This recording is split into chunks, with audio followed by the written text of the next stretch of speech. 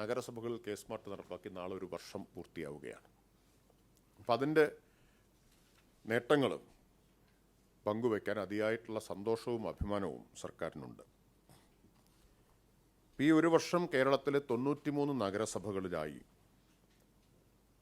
Generate ചെയ്യപ്പെട്ട ഫയലുകൾ 2,27,72,193 വിശദമായിട്ടുള്ള റിലീസ് എല്ലാവർക്കും തരുന്നുണ്ട്. 27,72,193 അതിൽ 20,74,540 അപ്രൂവ് ചെയ്ത് കഴിഞ്ഞു. ഇതിൽ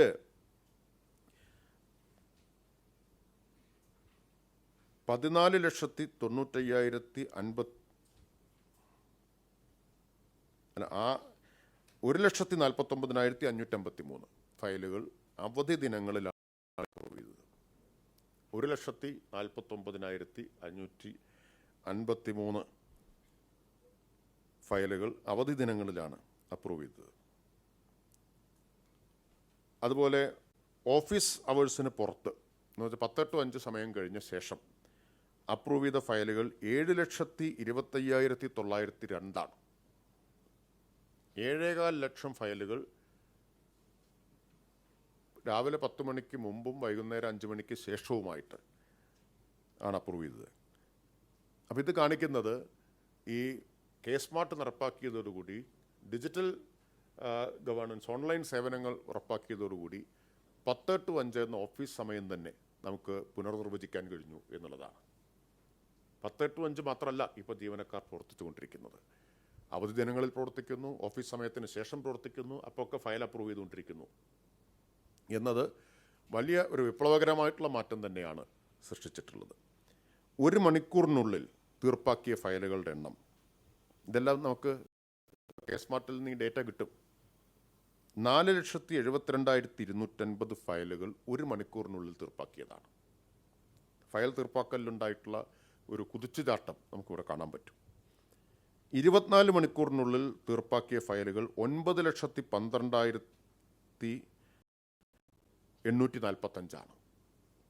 9,12,845 ഫയലുകൾ ഒരു ദിവസത്തിനുള്ളിൽ 24 മണിക്കൂറിനുള്ളിൽ തീർപ്പാക്കിയതാണ്.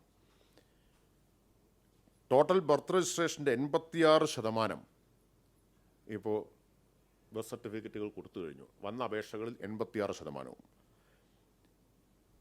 ഡെത്ത് രജിസ്ട്രേഷൻ്റെ 93.5% സർട്ടിഫിക്കറ്റ് കൊടുത്തു കഴിഞ്ഞു.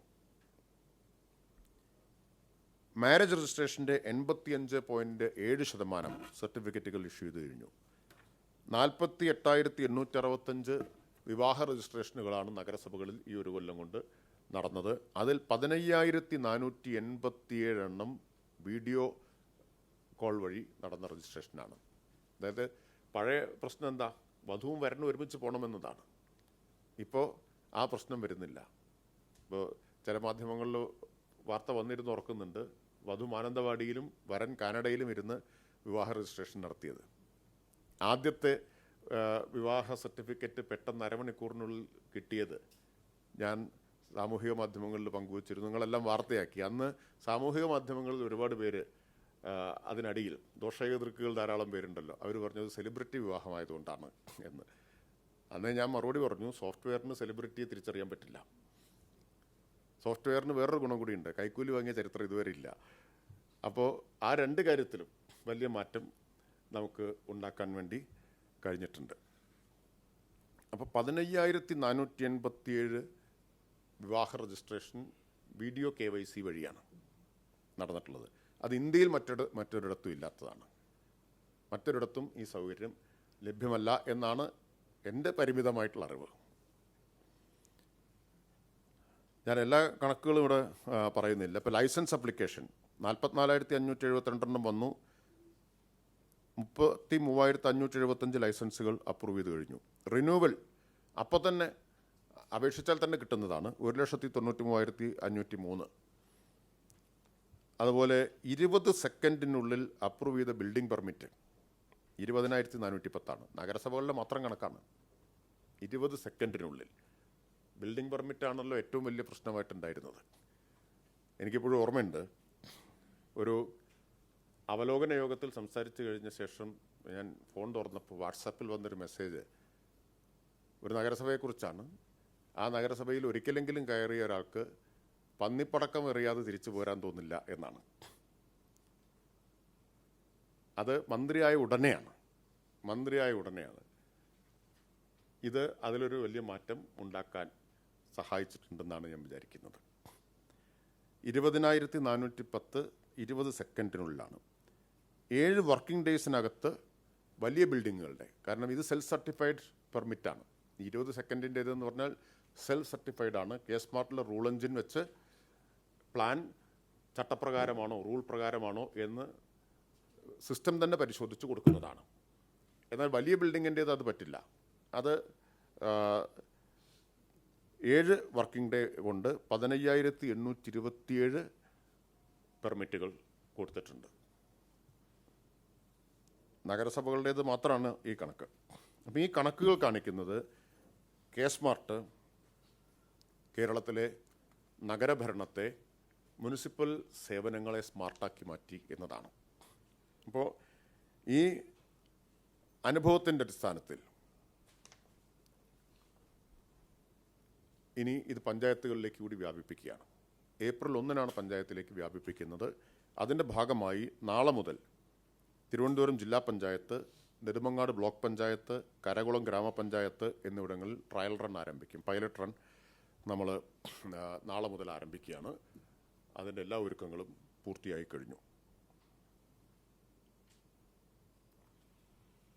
അപ്പോൾ ഇതാണ് ഇതിൽ ഒട്ടേറെ ഈ സേവനം വേഗത്തിലാക്കുന്നു എന്നുള്ളത് മാത്രമല്ല, ഇപ്പോൾ ഇതിൽ നോ യുവർ ലാൻഡ് പോലുള്ള ഫീച്ചറുകൾ ഇതിനകത്തുണ്ട്. അപ്പോൾ അതായത് ഏത് ഭൂമിയിലാണ് നിർമ്മാണ പ്രവർത്തനം സാധ്യമാവുക, ഓരോ ഭൂമിയിലും നിർമ്മാണ പ്രവർത്തനത്തിനുള്ള നിയന്ത്രണങ്ങൾ എന്തൊക്കെയെന്ന് മുൻകൂട്ടി അറിയാൻ പറ്റും.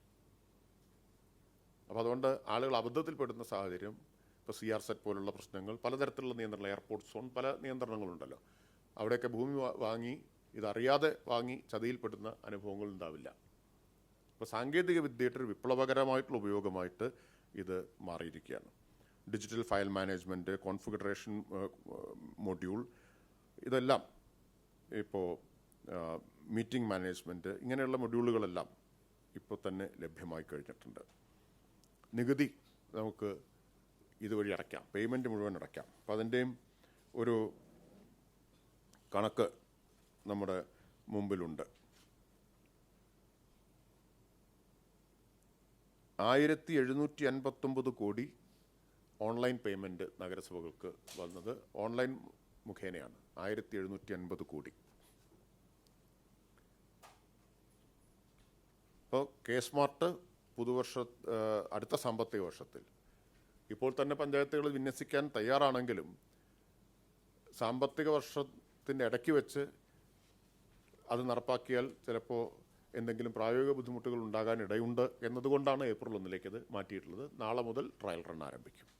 അപ്പോൾ ഏപ്രിലോടുകൂടി ഇന്ത്യയിൽ തദ്ദേശ സേവനങ്ങൾ പൂർണ്ണമായിട്ടും ഓൺലൈനാവുന്ന ആദ്യത്തെ സംസ്ഥാനമായിട്ട് കേരളം മാറും.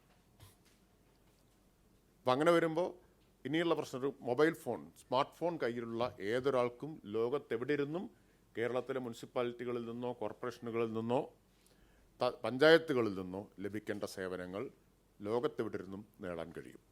അതാണ് കെ സ്മാർട്ട് എന്ന മൊബൈൽ ആപ്പ് ഡൗൺലോഡ് ചെയ്ത് കഴിഞ്ഞാൽ ഈ സേവനം ലഭിക്കും.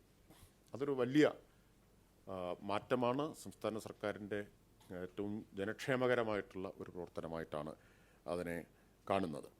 സ്വാഭാവികമായിട്ടും തുടക്കത്തിൽ ചില പ്രശ്നങ്ങളുണ്ടായിരുന്നു. കാരണം ഒരു സിസ്റ്റത്തിൽ നിന്ന് മറ്റൊന്നിലേക്കുള്ള ട്രാൻസിഷനാണ്. ചില പ്രശ്നങ്ങളും ആശയക്കുഴപ്പങ്ങളൊക്കെ ഉണ്ടായിരുന്നു. ഇപ്പോൾ നഗരസഭകളുടെ കാര്യത്തിൽ അതെല്ലാം പൂർണ്ണമായിട്ടും നമുക്ക് പരിഹരിക്കാൻ കഴിഞ്ഞിട്ടുണ്ട്.